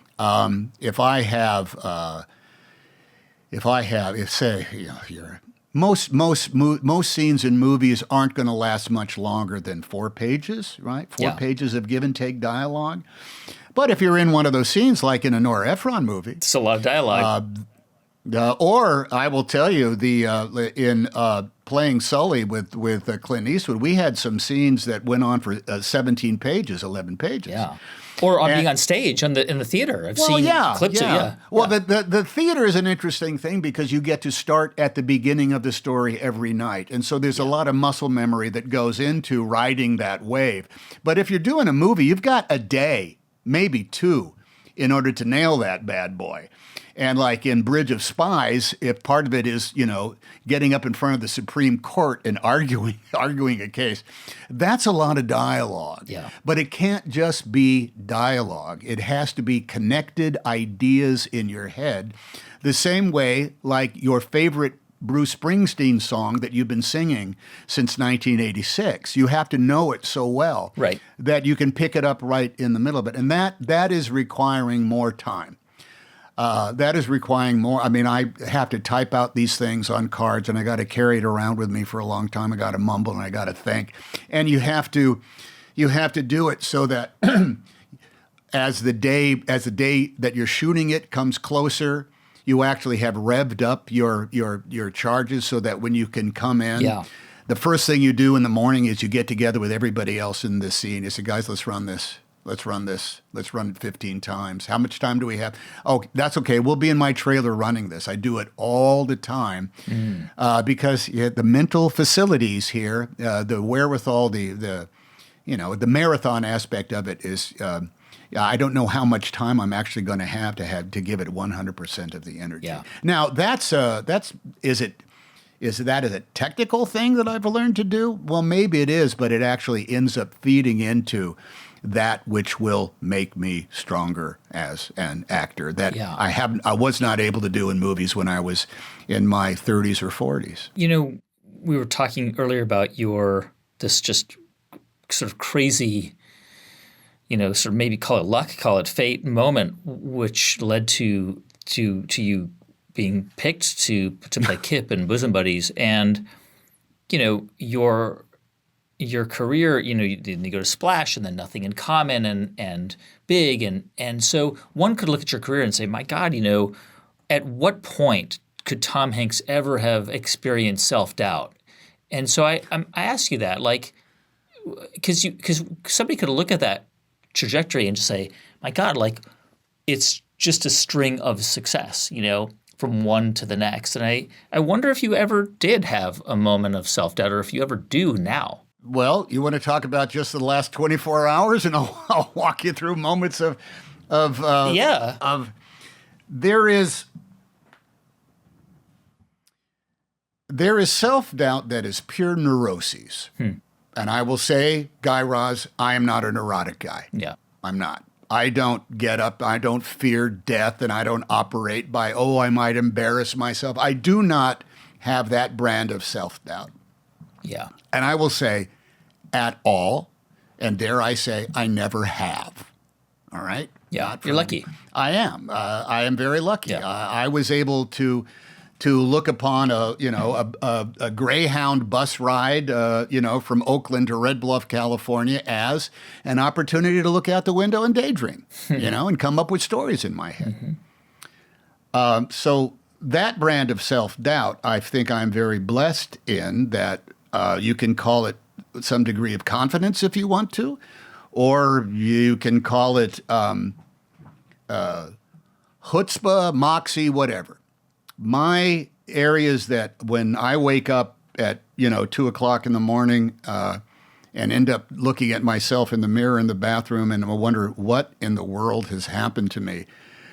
I think if I was going to, like at the age of 66, I guess, you weigh this stuff after a while. If you have 4 kids and 3 grandkids, and all the stuff that goes into it, you kind of like wonder, how am I scarring these people as I was scarred? But I wrestle, if I can be, like prosaic enough, I wrestle with authenticity. I wrestle with the difference between lying for a living as an actor and lying to myself as a human being. My work has to reflect some brand of ethos. It did for my dad, My dad hated the restaurant business, and then when he got out of it, he loved what he did. He was a commercial fisherman and stuff like that. And there's a way in order that what you do for a living really does represent what is important to your life. Yes. There's people that love their jobs, and sometimes they're plumbers and they love their jobs. I love my job. And that what goes along with that, I think, is a responsibility to always walk this razor fine line between truth and falsehood, between, consistency and presence. I know the import that I myself put on being in the audience. Yeah. When I'm just sitting watching anything, I take that contract that I have with the people who I'm watching very, very seriously. I'm in the audience, and my job is to let these people take me there. That's why I'm here. Please show me something I've never seen before. Even if I've seen this production of Hamlet, show me something new in Hamlet. They did. Oh, they lived up to their side of the contract. Mm-hmm. And I did too. When I'm on the other side of that, it's like, it's a money back guarantee, man. You've got to bring that. You've got to bring it on. And there's movies I don't watch of my own, some of which you've mentioned now as big hits, because I see the falsehood in them. Yeah. I see the loss. I see that one time. Oh, man, I missed that opportunity. And it's not because at the moment I chose not to. It's because after it was done, I realized I didn't go far enough. I didn't go to the place that I could have gone. And then I asked myself, well, why? Was it because I was satisfied with what I had? Was it because I wasn't up enough on the text? Was it because I didn't have enough of those ideas in my pocket? Or, is it because I was late that day and we had to rush the shot? And instead of 6 passes, we only got 2 passes at it? That's where the self-doubt creeps in because, look, I'll just go back to Joe DiMaggio again. The I've used this before. Acting in a movie requires, I think, the same equipoise as great athletes do. And by equipoise, it means that permanent state between relaxation and concentration. A soccer player has it. A hockey player has it. They have it in basketball. I don't know if somebody running track has it, because that's it. You get starting block, you run as fast. You throw something as far as you can. It's not a competition. It's an ensemble. You're part of a team. Yeah. And that means if you're in a scene and everybody gets their close-up, when it comes around on you, you better pull your weight. You better be there as much as they were. And that's where the night sweats and the terrors come along. So self-doubt, I think, someone said, and back in the early days, you think, what is acting? What is performing?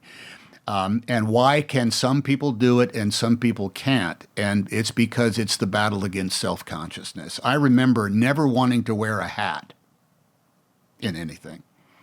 Literally, said, I don't want to wear a hat. Why? Because I look stupid in hats, right? And then we made The Green Mile with Frank Darabont. And we had a loving ensemble on that. We were as tight as the 27 Yankees on that movie, all of us, because we shot in the same place every day. And the uniforms, the costumes of the prison guard uniforms were just so friggin' badass, man. And we had this logic that was established that I really loved. When we executed somebody on the Green Mile, that meant it was the formal occasion. And so we all wore our hats, our uniform hats. And Frank said, I don't know. I don't know if we need the hats right there. I said, Frank, we got to have the hats. We've got to have the hats. Because when we're running Old Sparky and we've done the tests and we've got the generators going, we know we are going to be killing a man. We're going to be executing a man that night. You have to give us the guards the uniform as armor so that we get to it. Because we don't wear our hats day in and day out. We only put those hats on when we're going to execute somebody. And Frank would say, yeah, I get that, but I don't know. You're wearing hats indoors. Yes, we're wearing the hats indoors because it's official now. And he finally said, I don't know, man. I think you kind of look silly in a hat, which is something I had said 8 million times in my career prior to that. And then my defense was, well, yeah, I do, because that's what I look like in a hat. And we won the argument. We wore the hats in the bit. And that self-consciousness is the difference between being able to go there and not go there. Yeah. If you're distracted by something on the stage, or if you don't have the text in your head and you're not working on that brand of idea, you will be self-conscious about how you look and how you sound. And that is the death of acting. I wonder if you kind of can go I just through those add, moments of, to me, can I just put that in? It's not carved in stone. I should have said, to me, that is the death of acting. To me. Right. I think many people can relate to this idea of like authenticity, and also, I mean, even, just hearing you talk about roles you can't watch. I've interviewed 25,000 people, or interviews I can't listen to because I hear the flaws and the questions I didn't ask, and also, there's a public persona and a private persona, and often they are the same, but there's a heightened version, right? Like people who listen to my show probably think that I'm always really nice and positive, but sometimes I'm not. Sometimes I'm negative and angry, and my wife calls me an asshole. Yes, that happens on occasion. Yeah. And so I guess my question to you is why do you do it? What motivates you to go out and play these characters? Like Marlon Brando, sort of famously, and I don't know if this is apocryphal, but like he did this to collect a paycheck. Like he really was like a carpenter. He went out, he got a job, he made the cabinet, and so why do you do it? What gets you out of bed to go to a set to play that part? I will tell you this. I actually have an answer to this question. I'll go back to Vincent Dowling, artistic director of the Great Lakes Shakespeare Festival. The very first rehearsal of that production of The Cherry Orchard at the Sacramento Actors Theater, I think was what it's called. And I'm there because I did not get cast in What the Butler Saw out at Sac State. We were sitting around. We were about to have a read-through for the first time. And he made a little speech, an Irish guy, awfully good with that kind of a bit of a blarney, but also an article. And he was talking about why we must be actors, why we're here, why the theater, And he said, he said something like this. He said, we're all here because there's nothing else like this. There are poets and there are artists and there are singers and there are musicians. And they do it because it's the only thing they can do. But I believe that work in the theater is more fun than fun. And I heard that.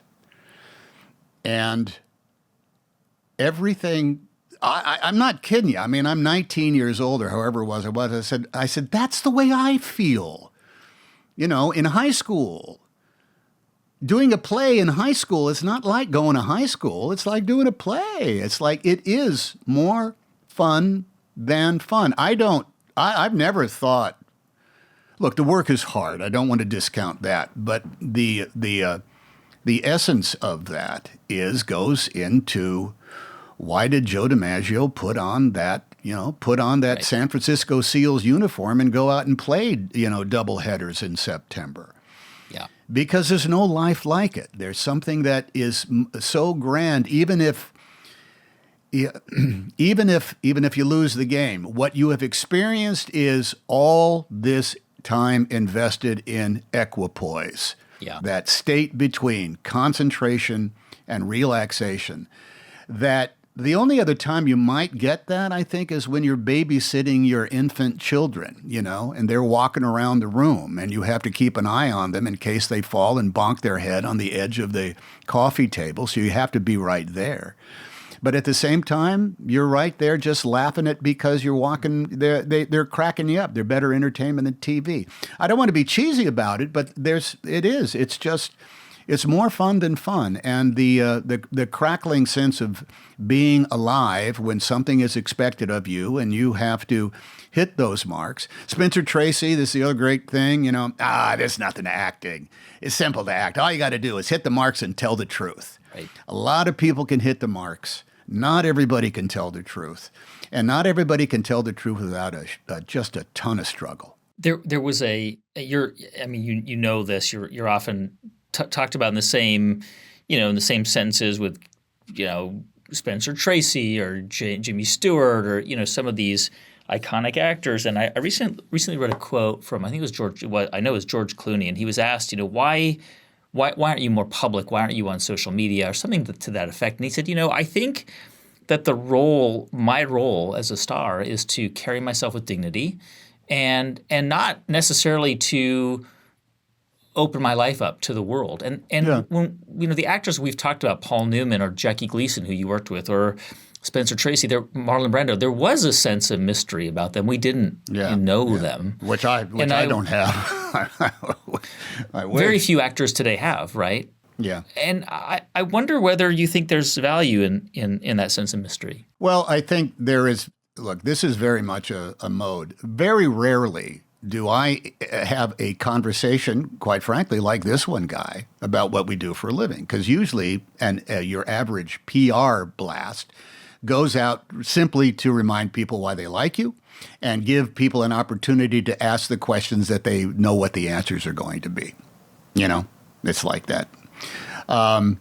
The concept of mystery now, I think, can be wrapped up in also equality as far as countenance goes, and meaning that there are actors out there of any gender that says, I have no idea what goes on in that person's mind, and I love the fact that we don't know this. Yeah.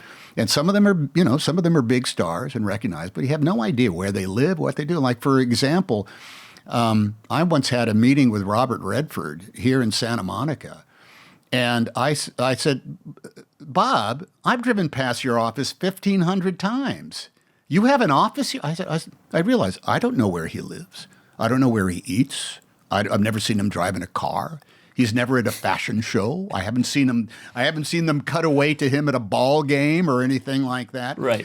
And so he had a ton of mystery. But his countenance was extremely well known.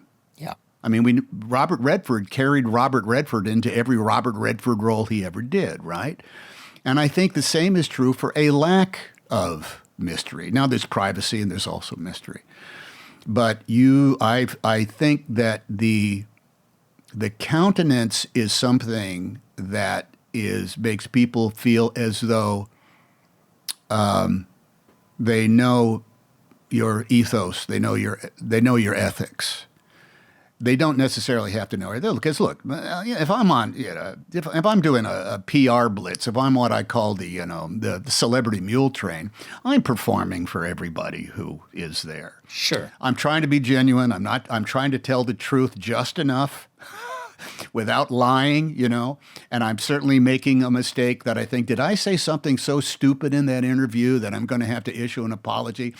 That happens about once a week. Gear up. I'm sure something's coming down that I'll have to say, let me walk that back. But the fact is the nature of the business, the requirements, the commercial aspects of it, the corporate aspects of it, say, oh no, you don't get to have, you get to have a degree of mystery, but you don't get to disappear. You can make that kind of decision, and it might might affect the opportunities that you have in order to work at a high level, meaning big budget motion pictures that can be attractive. But also, it's like, remember, we talk about this all the time. When I was a kid, maybe when you were a kid too, the only time you saw movie stars outside of the movies they were in were maybe on the Jack Parr show and the TV broadcast of the Academy Awards. That's when you saw Elizabeth Taylor standing next to one of the Redgraves. That's where you saw Laurence Olivier walking down on the same red carpet as Rod Steiger. You saw them nowhere else. Nowhere, yeah. And God knows, you see celebrities absolutely everywhere. You can't. There's no unless you're going to go live behind a berm on a private farm in Salina, Kansas, a lovely part of the country, Salina, Kansas. You've got a new film out. A Man Called Otto, and I think you've got a novel, your first novel coming out next spring. Yes. And you've already written a book of short stories. I mean, there's a lot of different things you do. You've directed, you collect typewriters. We won't have time to talk about that in detail, but all those things that you do, how do they sort of, I mean, are all those things kind of requirements for you to just keep your kind of creative spark alive? I mean, yes, it is absolutely. That's absolutely what it is. I cannot wake up in the morning and not pursue some sort of like thing that's clicking around. It's totally different. Yeah. Yeah, and I'm going to have to put that back to this is how I blew time on 4-hour Greyhound bus rides. You're by yourself. There was no such thing as headphones or movies or anything like that you carry.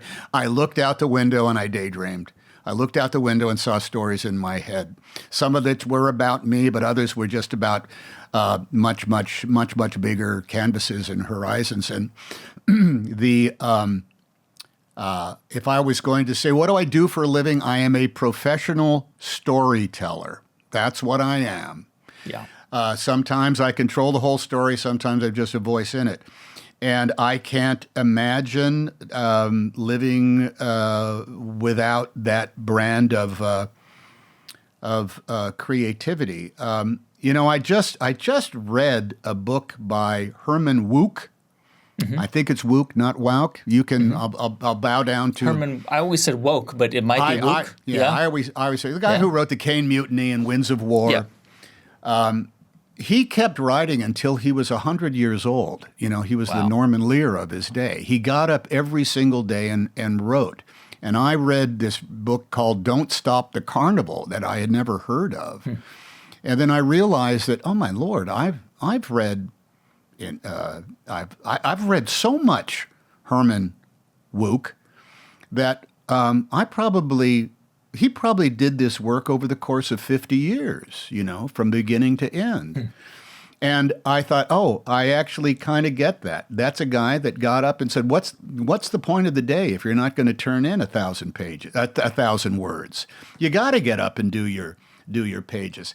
And I have to get up and ponder a story. I have to get up and I can't help myself. I don't watch a lot of TV. The kids are out of the house now. We don't have a dog. I don't play golf. I get up and I can't help but think about, we have that thing down at the office. I wonder what the latest. Yeah. Maybe we can add something to it like that. It's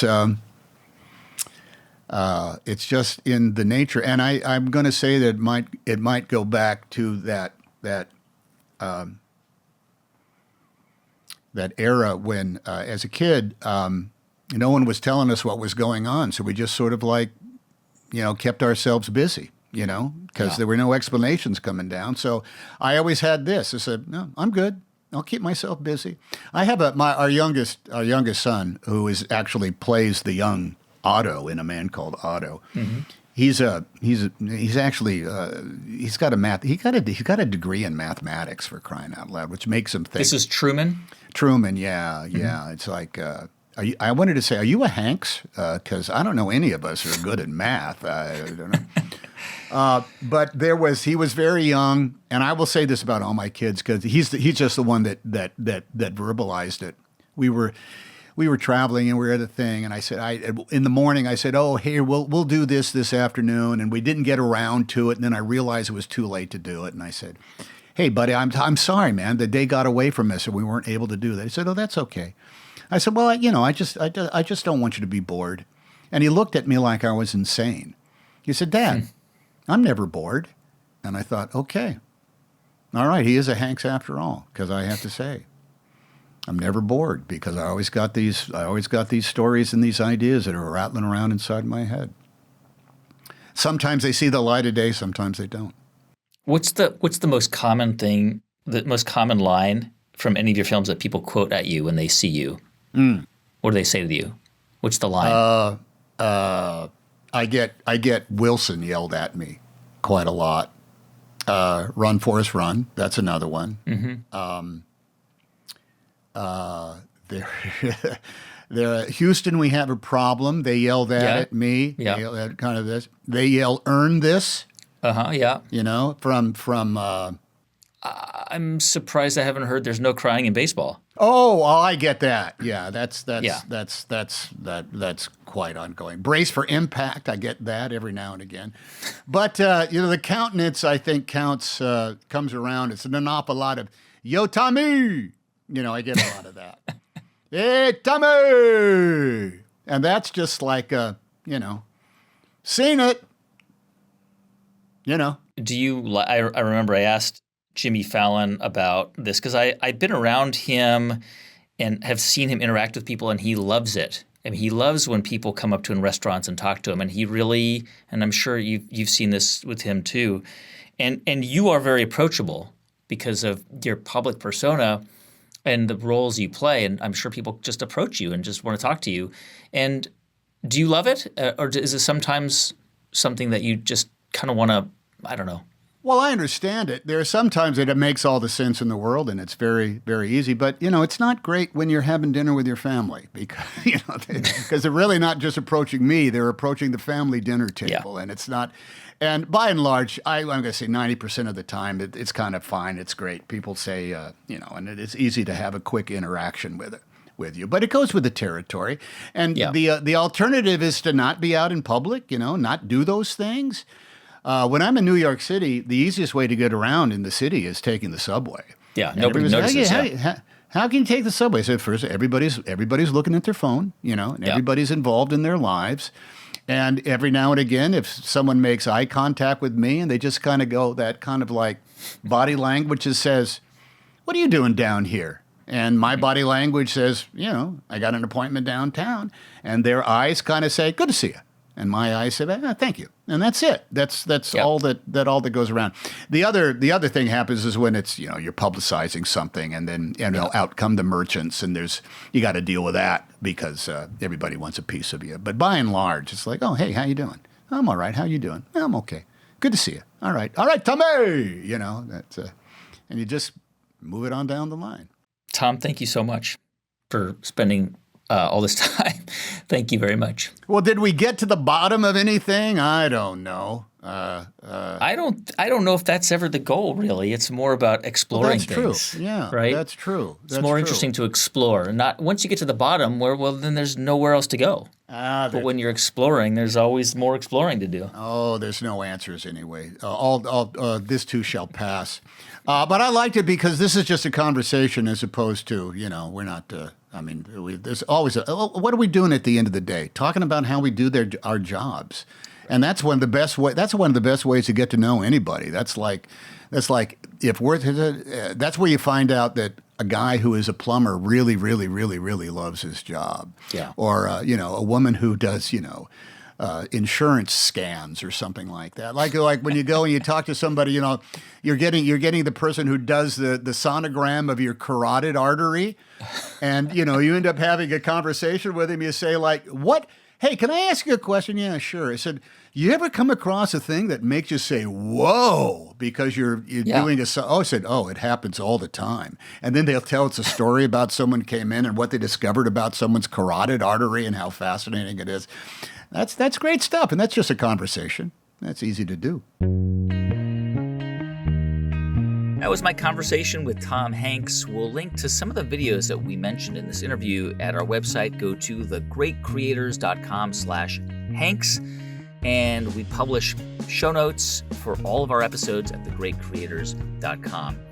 For more episodes like this on YouTube, please hit the subscribe button below this video. And if you want to find out when we post new videos, just hit the bell button and you'll be notified. I'm Guy Raz. You've been watching and listening to The Great Creators. Thanks so much. See you here next time.